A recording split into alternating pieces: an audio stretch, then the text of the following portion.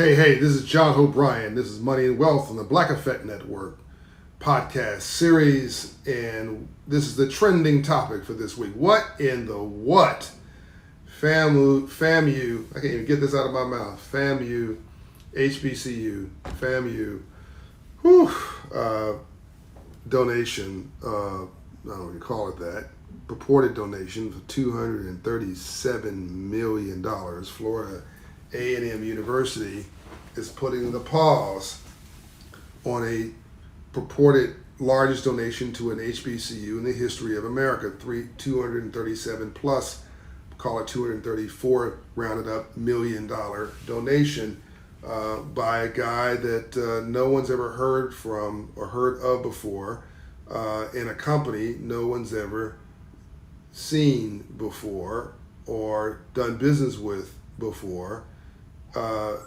Gregory Garami and his so-called energy company in Texas, which I won't bother to name because it doesn't matter. It appears it doesn't really exist. Not exist in literal sense, but doesn't exist in the sense that it's not a traded company. It doesn't have a market market capitalization that is recognized. It doesn't have audited financials. It does not have published income statements. It doesn't have unaudited financials. It does not have a board of directors who are accountable and responsible and are publicly known. It does not issue annual reports. It does not have a list of clients that can be verified and confirmed. The stock certificates that were issued could have been like tissue paper. I mean, anybody can say anything is worth it. So this is sad because it speaks to, with the best of intentions of the leadership of FAMU, it speaks to our financial illiteracy. It reminds me of the bad deals that we cut, meaning African black leaders in Africa, with Chinese investors, which I'll deal with in a separate podcast episode.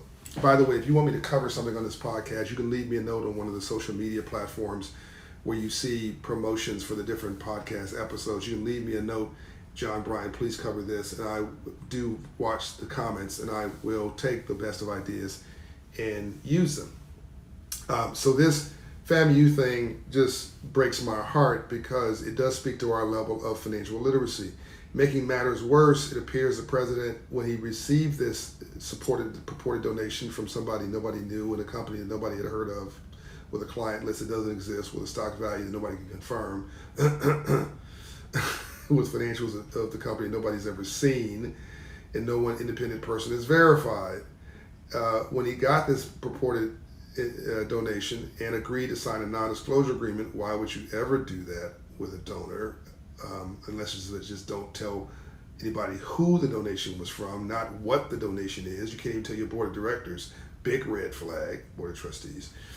In addition to that, the guy wrote a letter, the president of the university wrote a letter 2 days after he received this sham so-called investment, wrote a letter to county governments, the local county governments, where they were considering a $15 million additional allocation of funds to the university for, I believe, an athletic stadium. They'd already committed $10 million, I believe, and there was another $15 million being considered. And the president of the university wrote a letter and said 2 days after he received this $234 million piece of tissue paper, purported investment of $237 million, he said, never mind. He told the local governments, I don't need your $15 million. I'm cool. And because he thought this money was real, and I think it was $100 million that was assigned to the athletic program or something like that. So, whenever you make an emotional decision, it's going to be a bad one. You heard it here. Whenever you make an emotional decision, it's a bad decision. And this was bad decision times 2, actually times 6. Like almost everything went wrong here.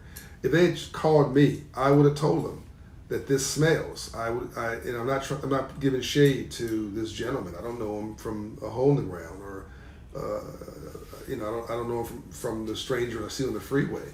I'm just telling you, based on the data that I'm looking at, the information that I'm reviewing and have heard, that this smelled from day one.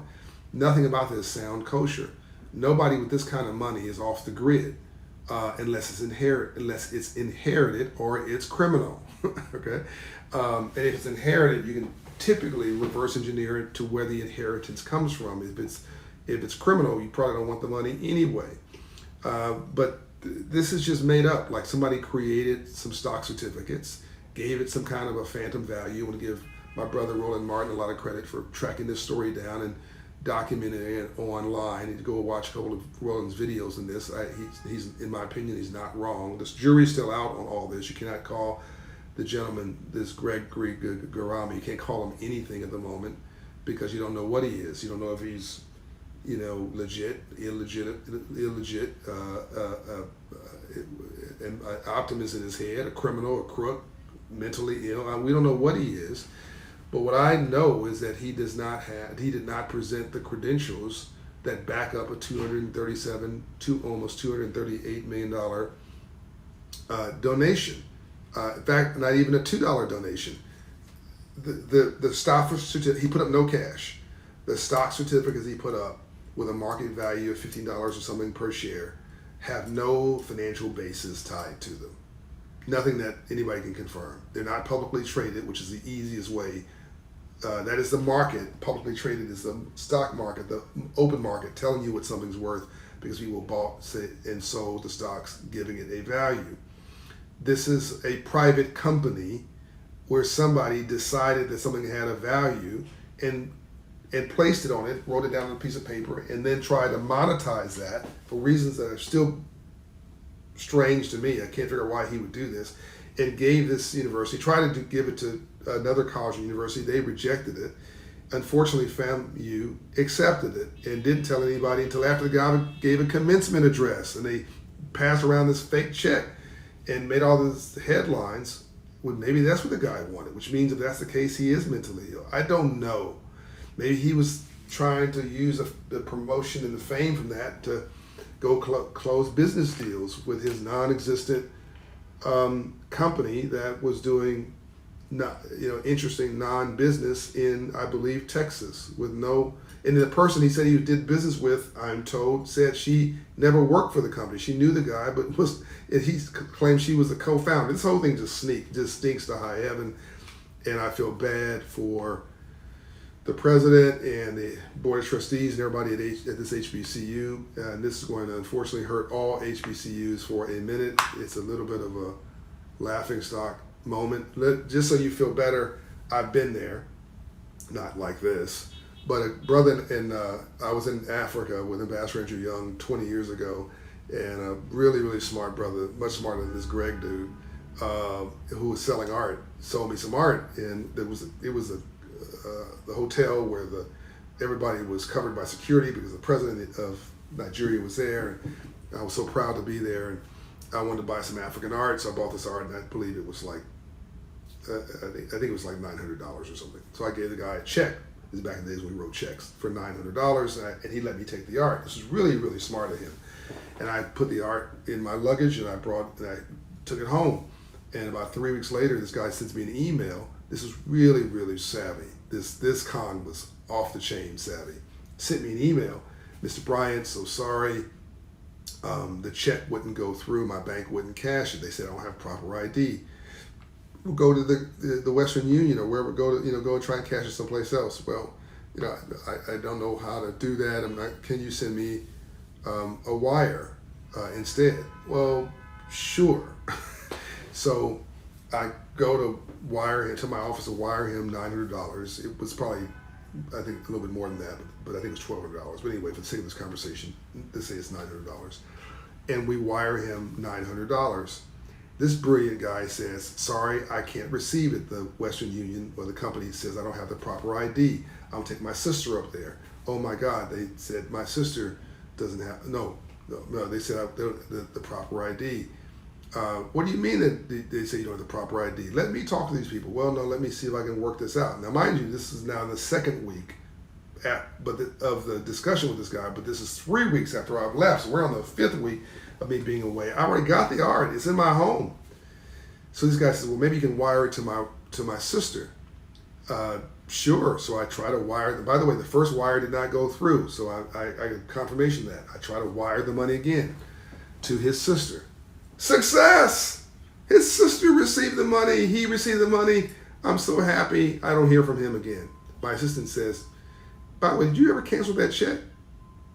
Nah. No. Can't be. Went back to the bank. Check cashed. This dude got me for $2,000. I think it was actually $1,200, which means he got me for $2,400.